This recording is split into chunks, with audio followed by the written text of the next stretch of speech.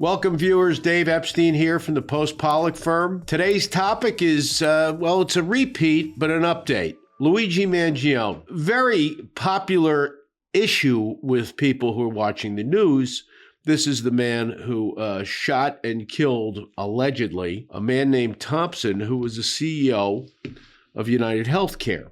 His arrest was a big splash. The whole story was quite sensational. And a few viewers have asked me different questions about this and also asked for an update. Let me start with the update. He's in jail. He is, I think he's being held without bail. He is receiving the benefit of a legal defense fund that was started for him. I believe there's a website. And I saw somewhere that the fund has raised $300,000 towards his defense. And his attorney, but from what I heard from his attorney, he's not fully aware of the fund. I don't think he has the opportunity to set it up. He's in jail. He gave his first public statement, I believe read through his attorney or read out. I'll read it to you.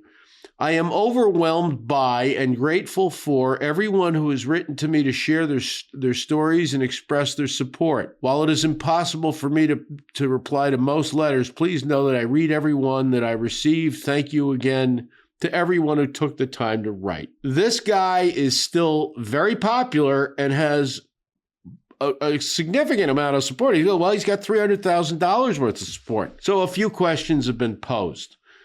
I guess the first one is, why is there so much support from him? I touched upon this in a prior video, and the flip side to that is, how is the state or the prosecution letting him draw all this support? Well, that one's an easy one. You can't stop people from liking somebody. You can't stop people from raising a defense fund for somebody.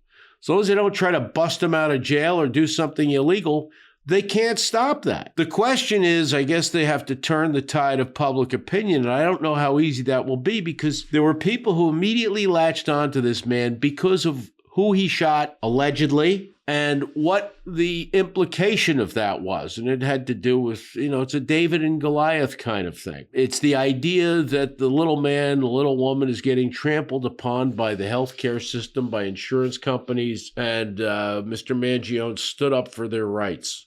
Whether that's the case or not, first of all, they haven't proved he actually shot him. Looks like a strong case, but I don't believe it until I see it. That's the way these cases should be. Innocent until proven guilty. But even if that was the case, it raises some questions about how we view things. It raises a question on the one side of, are people that frustrated, and they are, that they feel that the only way to turn the tide of getting trampled upon is for somebody to go out there and commit an act like this? The flip side of that is, have we gotten this crazy that we go out and address a social problem by killing someone? And I blame this on a lot of people, the media. I blame it on some of our leaders who talk with this tough talk and throw out these ideas, and you get somebody who maybe isn't all there and they act on it. Now, another question that was asked is why they are seeking the death penalty. I understand that the state is talking about the death penalty. Well, again, that is a function, again, of, in part, the publicity and the public sentiment. And if I had to guess, now the death penalty can only be sought in certain cases, obviously a capital murder case, and it can only be sought. There are mitigating factors, aggravating factors that go into a decision whether to award the death penalty. Well, I shouldn't say award, to give the death penalty. But it's really a function of the state wants to make a point that we're not going to tolerate this. It goes back to that earlier topic, that there's a lot of sentiment out there that this is the only way you can do this. And the state, understandably and rightly, wants to say, no, we're not putting up with this. We have to find other ways to do this, whether through the electoral process. I know a lot of people will say, wait, are you out of your mind, Epstein? I went and voted, and everything I ever wanted to happen, most people want to happen, doesn't happen. But there are mechanisms in place that are supposed to work, and we have to figure how to fix them rather than to fix the problem by, finding the head of the snake and killing him. So, but that's why I'm sure they are going after the death penalty in this case. Whether they'll get it, I don't know. It's a very complicated process, a murder case. I've never tried one. I don't do murder cases, but I know how they play out. And it's even more complicated getting the death penalty imposed, especially in a state like New York, where they brought back the death penalty years ago. And I don't know if anybody's ever been executed. I'm not sure if this is in federal court.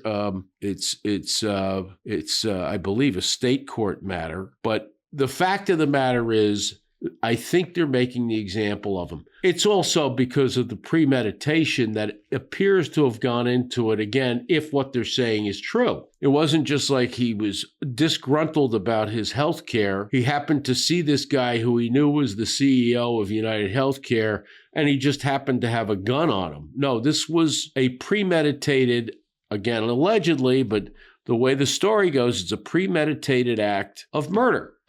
So they're going to go after him with gusto. Whether he tries to cut a deal or not, I don't know. I think I already see something evolving here where you have an attempt to appeal to the public. And I talked about this previously, a null verdict, where you try to get the public to say he may have done it, but we're not going to convict him of that. Or maybe we'll get him for manslaughter. Or maybe he'll say diminished capacity, maybe insanity. Diminished capacity is another sort of a form of insanity, but it's really not. It's somewhere between insanity and not insane. But that said, I see that evolving. And I think maybe he or his defense team, somebody's encouraged by prior cases, most famous being the O.J. Simpson case, where everybody was convinced he did it. They seemed to have DNA, et cetera, but there was also a lot of resentment against the LAPD. A lot of the jurors probably had experienced or witnessed a lot of bad stuff that happened at the hands of the LAPD, particularly with minorities. There were some glitches in the DNA case, although a lot of that had to do with just having this dream team of lawyers who picked everything apart. And then their star witness turned out to be somewhat of a liar and a racist,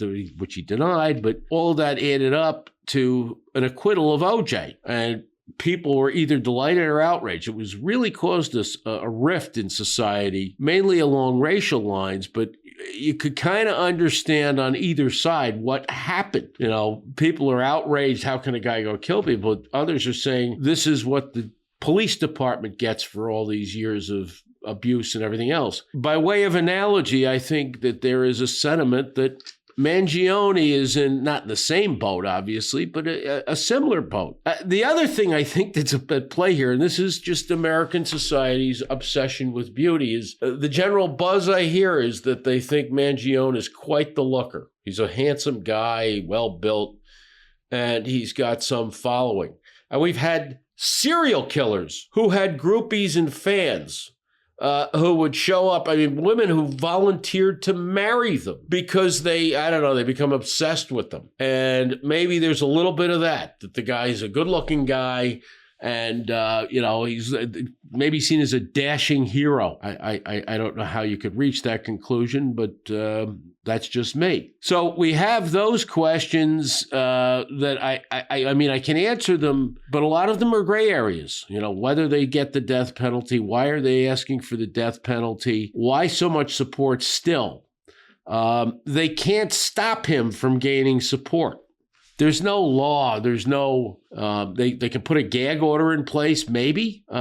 He's in jail anyway, but he's given a statement. They can't prevent a defense fund from going into effect. That's absolutely not only his right, but the right of anybody who wants to start it. Apparently, he didn't start it. So I think we're just going to have to wait and see how this plays out.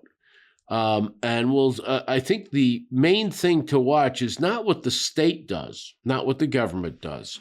They've already made it clear what they're doing. We have what we believe to be sufficient evidence to convict you of murder. We have sufficient evidence to show that it was premeditated, that you thought this through and you came to New York with the intention of killing this man. And we see the motive, the whole works. And we're not going to let you become a martyr or become a Robin Hood type hero because that encourages the next person to do the same thing with the company, industry, or whatever else they have that they have a beef against. And this could go any way, whether, across socioeconomic, political lines. I mean, we have seen political violence on all ends of the spectrum. I mean, really, we have. We have seen increased threats against corporations. And listen, I can understand the frustration. It seems to be that the gap, if you will, of what we expect and what we get and all that has just grown and grown. And people feel that corporate America doesn't care, that we're just being gouged. Maybe they're right, but this ain't the way to fix it. I'm telling you now. While I love the shillelagh, I don't think shillelagh justice is the way we should be working our society right now. So we all need to chill out. Watch the Mangione trial play out. Watch the pretrial proceedings. We'll learn more. And as we learn more, we'll find out the answers to these questions. Maybe. I hope I was of help to you folks. I hope you learned something today. Hope you enjoyed the video. Please hit like, subscribe, and please leave your comments. Love to read them. Thank you. Signing off for Post Pollock, Dave Epstein.